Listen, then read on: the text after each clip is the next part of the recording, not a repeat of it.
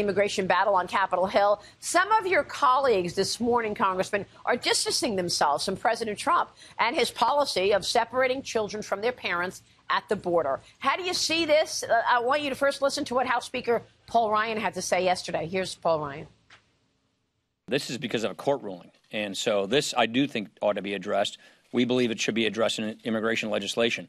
So what's happening at the border and the separation of parents and their children is because of a court ruling. That's why I think legislation is necessary. And this is after Nancy Pelosi spoke out. She called the policy barbaric. She said that she doesn't understand why there aren't uprisings all over the country. So, Congressman, where are you on this? I think we need to look at immigration as really what it is. It's a very complex situation. It's a crisis right now. It's been left far too long as a burden to the states and to local governments. This is actually only one part of a multifaceted problem. I think when we sit down and we talk about the comprehensive nature of immigration and all of the problems, obviously we're going to have a very heated debate and discourse on this issue, and we should.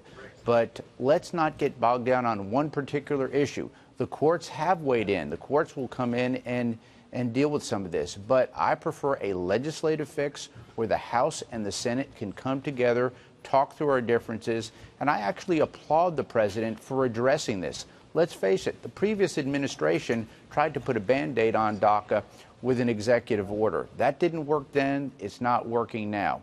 What we need is not only a bipartisan consensus and discourse on this, but a bicameral. We need to have the House and the Senate sit down, do the people's work, and try to come up with something that we can all agree on. Yeah, but are you going to get that bipartisan support? I mean, what are you hearing from your colleagues in terms of the left right now and getting something done this year? It's an excellent question. It's an excellent question. It's going to be difficult. There are some impediments in place. Obviously, this is an election year. Clearly, there are differences between the House and the Senate and sometimes the White House.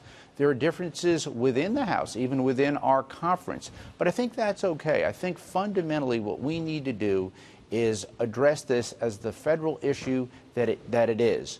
For far too long, the federal government has failed on this issue. It's been burdensome to the states. It's been burdensome to cities. We cannot have sanctuary cities continue in America. We need something done.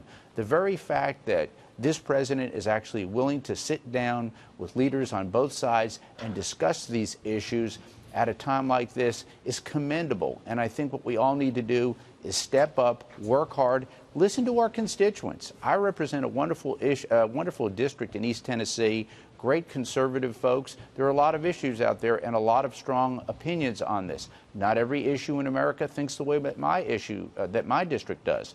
So I think it's high time we step up and do our work. Let me switch gears, Congressman, and ask you about this blockbuster Inspector General report. You know that the Department of Justice's IG report found fault with former FBI Director Jim Comey, saying that he did not follow normal protocol in the Clinton email investigation. Your thoughts on the findings of no political bias and what else you saw that may have struck you in this IG report? Well, the revelation of that text, I was shocked when I heard the context of the text, and when I heard Comey's previous interviews where he said he saw no bias, I don't see how you can come away from that text, which basically says that they were going to stop Trump, and even before and after. That is shocking. I grew up in an era, candidly, where my admiration for the FBI, our nation's premier law enforcement agency, I remember when I was a kid, I used to watch that show on TV. You'd watch it every week, the FBI. They were great. They were our heroes. There are a lot of good men and women still in the FBI. I want to say that. But the fact that there could be a text that was actually kept from Devin Nunes and the committee, they found out yesterday. This should have been disclosed months ago. It's concerning, and this should be something that all Americans, this shouldn't be political. Republicans, Democrats, partisans and nonpartisans should be able to sit down and say, enough is enough. We cannot have political bias at that level in our law enforcement. This cannot be tolerated. We need a fix put in place so that we can restore the confidence of the American people in this institution.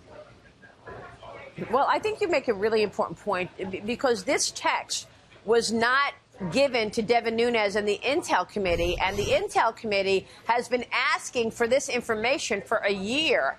And now we find this text, and how are we supposed to believe the Department of Justice when they say, oh, we've got, national security issues, we can't give these documents because of X, Y, Z, and then we find this text that is obviously no national security, but they did not put it forth for so long. So now it almost seems like Devin Nunes is right. They're hiding something, Congressman. Well, Devin's exactly right. And we see the term transparency bantered around from time to time. But the reality is what transparency means is full disclosure. Not only full disclosure to Congress and Devin Nunes and his committee, but to the American people. The American people have a right to know what their government is doing, whether it's a member of Congress, whether it's the FBI. And this text is damning. It is horrible to think that a federal law enforcement official could make comments on a biased comment on an election, on a national election, so whether you're for Trump or Clinton. What is Jeff Sessions? What is Jeff Sessions? What is Rod Rosenstein saying about this? I don't know yet. They're going to have to look at this, and obviously there's going to have to be some accountability. Someone's going to have to look, and I think the current FBI director is going to have to address this. There's no question about that. Yeah. He's going to have to step up and say, wait a second, how do we get confidence back with the American people? Right. Once you've got credibility it's lost, very hard it's to difficult trust the to get. FBI when you see things like this. Congressman, That's it's very correct. difficult to trust the FBI when you see things like this. You're right. That's correct. The American people need some answers.